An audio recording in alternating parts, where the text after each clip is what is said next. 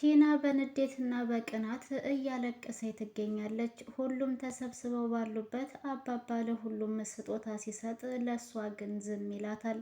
ቲናም እኔስ የእናንተ ቤተሰብ አይደለሁም ወይ? ለእኔስ አይሰጠኝም ወይ ስጦታ ስትል አባባ ላይ ጥያቄዋን ታቀርባለች። አባባም እኔ ያንቺ ቤተሰብነት አልታወቀኝም፣ ከመቼ ጀምረሽ ነው የእኛ ቤተሰብ የሆንሽው? ሰላም ሰላም፣ ውድና የተከበራችሁ የቻናል ቤተሰቦች እንዴት ናችሁልኝ? ደህና ናችሁ ወይ? ሰላም ናችሁ ወይ? እኔ ሰላም ነኝ አልሐምዱሊላህ። እንዴት ተለመደው ወደ ቻናሌ በአዲስ ቪዲዮ ተከስቻለሁ። ቪዲዮ ስትጀምሩ በላይክ ጀምሩት፣ ቤተሰብ አይከፈልበትም፣ ቅንነት ለራስ ነው። የግፈኛዋ ሚስትና የሰራተኛዋ ፍጥጫ የሚለው ድራማ እንደቀጠለ ነው። ቲና እንግዲህ በዛሬው ዕለት እንዳያችኋት እንዴት ተመለከተችኋት? በቅናት እብድ ስክር ብላ ጨርቋን አውልቃ መሄድ ነው የቀራት። በቤት ውስጥ ፍቅር በፍቅር ሆነው በተቀመጡበት አጋጣሚ አባባ ከውጭ ሲገባ ካሌብና ትሁት፣ ኤዱና ዳንኤል አንድ ጋር ጎን ለጎን ተቀምጠው ቲቪያቸውን ከፍተው እያዩ እየተሳሳቁ ደስታ ሙልት ብሏል ሳሎኑ። አባባም ከውጭ ሲገባ ይህንን ደስታ ስላየ የበለጠ ደስታችን ይጨምር ይልና አንዳንድ ስጦታ ለሁሉም ይሰጣቸዋል። ይህ ስጦታ በሚሰጥበት አጋጣሚ እንግዲህ አለመታደል ሆኖ ቲና ግን ከዛ ከስጦታው አላገኘችም ነበር። እሷም እኔስ የእናንተ የቤተሰቡ አካል አይደለሁም ወይ? ለምንድን ነው ለእኔስ ስጦታው ያልተሰጠኝ? ስትል ለአባባ ቅሬታዋን ታቀርባለች። አባባም ደግሞ ቲና ከዚህ በኋላ የእነሱ ቤተሰብ እንደማትሆን ስለጨረሱ እኔ የኛ ቤተሰብ እንደሆንሽ የማውቀው ነገር የለም። አንቺ እኮ ከቤተሰባችን ውጭ ሆነሻል። ስለዚህ ስጦታ ላንቺ አይገባሽም ሲልም ይመልስላታል። ቲናም በዚህ ጊዜ ትናደድና አሁንስ አላበዛችሁትም ወይ? እንዴት ለሁሉም ስጦታ ተሰጥቶ ለእኔ አይሰጠኝም? በጣም ነው ያበዛችሁት ትልና ተናዳ ታጠገባቸው ተነስታ እያለቀሰች ትሄዳለች። እሷ እያለቀሰች በምትሄድበት አጋጣሚ ሁሉም እዛ የተሰበሰቡት ከአባባ ጀምሮ እየሳቁ ሞዴ ይዞባታል። እሷም ራቅ ካለች በኋላ ምንም እያሰበች አልነበረም። ኤደንንም በተደጋጋሚ እባክሽን እቤት ውስጥ እየመጣሽ ህይወቴን አትበጥብጭው ስትልም ጠይቃት ነበረ። ኤዱም እኔ ያንቺን ህይወት አልበጠበጥኩም፣ ህይወቴን የበጠበጥሽው አንቺ ነሽ። ከዚህ በፊትም በእኔና በዳንኤል መካከል አንቺ ገብተሽ ነው እንጂ ዳንኤል አንቺን አይፈልግሽም። እኔ እኮ የመጀመሪያ ፍቅረኛው ነኝ ስትላትም ነበረ። ቲናም ኤዱን እንግዲህ መለማመጥና መለመን እንዳለባት ስለተረዳች የሆነ ቦታ ላይ ተቀጥራትና እባክሽን ዳንኤልን ለኔ ስትይ ተውልኝ፣ ሁሉንም ችግሮችን ብሶቴን የሚረዳኝ ዳኒ ብቻ ነው ስትልም ጠይቃት ነበር። ኤደን ግን ይህ ነገርማ ቀልድ መሆን አለበት። እየጠየቅሽኝ ያለሽው እኮ ገንዘብ ወይንም ቁሳቁስ ልብስ አይደለም። ፍቅረኛዬን የሆነውን ልጅ ዳንኤልን ተይልኝ እያልሽ ነው። ይህ ደግሞ በጭራሽ የሚሆን ነገር አይደለም። ከአንቺ በፊት እኔ የዳንኤል ፍቅረኛ ነኝ። እኔ የማውቀው ከአንቺ በፊት ነው ስትላትም ቲናም እንግዲህ ለኤዱ ከዚህ በፊት እኮ ዳንኤል ወይም አሁን ላይ ባሌ እያልሽ የምትጠሪው ሰው በእኔ ስር ነበርና እኔ ስጫወትበት የነበረ ሰው ነው። አሁን አንቺ ዛሬ ላይ መተሽ ባሌ ፍቅረኛ እያልሽ ለምንድን ነው የምትመጻደቂው? ስትልም እየተቆጣቻት ነበረ። ኤዱም ምንም የተመጻደቅኩት ነገር የለም። ይህ ልጅ ማለት የኔ የመጀመሪያ ፍቅረኛዬ የልጅነቴ ነው። አንቺ በመካከላችን ገብተሽ ህይወታችንን ልትበጠበጪ ፈለግሽ እንጂ ዳንኤል በጭራሽ አንቺን እንዴትም እንደቀረበሽ ራሱ ላውቅ አልችልም ትላታለች። ቲናም በንዴት ለመሆኑ ግን አንቺን ምንሽን አይቶ ነው የወደደሽ? ስትልም ትጠይቃታለች። ኤዱም በተቃራኒው ይልቅንስ ይህንን ጥያቄ እኔም ልጠይቅሽ ፈልጌ ነበረ። አንቺን ግን ምን አስነክተሽው ነው ዳንኤል ሊወድሽ የቻለው? በነገራችን ላይ በዚህ መርዝ በሆነ እጅሽ ነክተሽው ነው እንጂ የኔ ባልማ በእንጨትም አይነካሽ ነበረ፣ በጣም ነበር የሚንቅሽ ስትላት፣ የዚህ ጊዜ እንግዲህ ቲና ትናደድና ብድግ ብላ ኤዱን ልትማታ ትላለች። ኤዱም የዋዛ አይደለችም ነበር። በይስኪ ነይ ንኪኝ አሳይሻለሁኝ ስትልም ኤዱም ቲና ላይ እንግዲህ አንቧረቀችባት ማለት ነው። ሁለቱም ምንም ነገር ሳይደራረጉ ያው በሰላም ተለያይተዋል። እኔማ እዛው ቡጭሪያ በቡጭሪያ ሊሆን ነው ብዬ ነበረ። ግን ቲና አቅሟን አወቀች መሰለኝ። ኤዱ እንደማትለቃት ስታውቅ ያው ቲና ኤዱን በቆመችበት ሳሎን ላይ ትታት ትሄዳለች።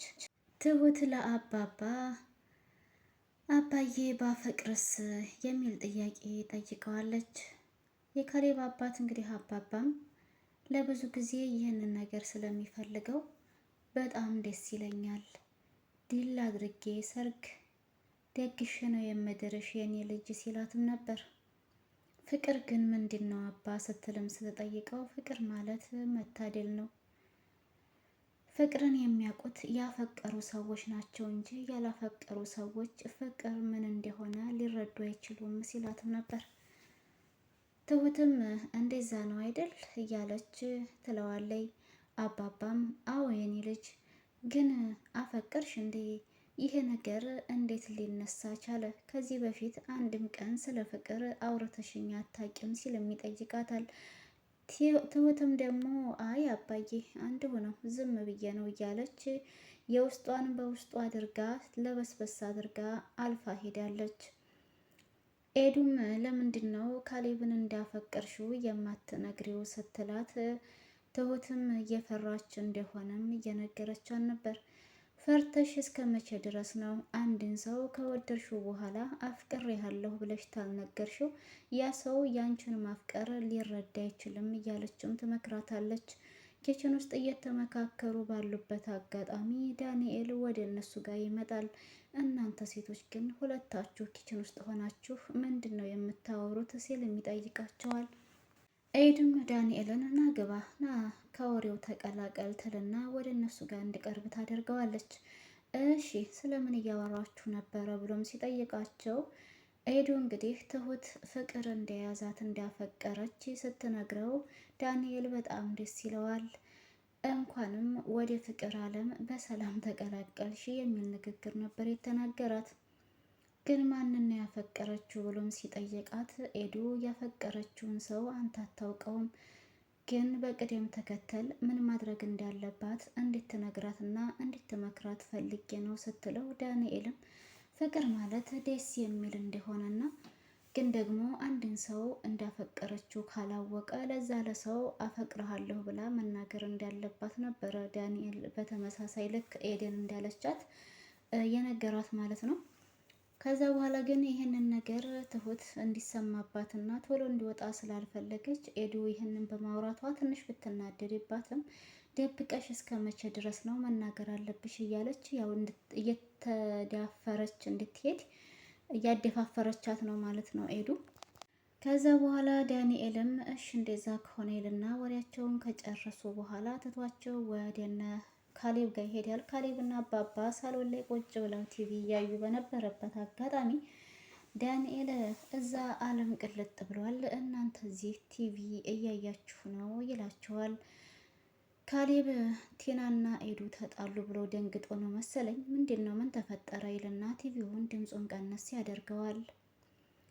ዳንኤልም አይ ምንም አልተፈጠረም፣ ግን ትሁት እልም ያለ ፍቅር ውስጥ ነው ያለችው ይላል።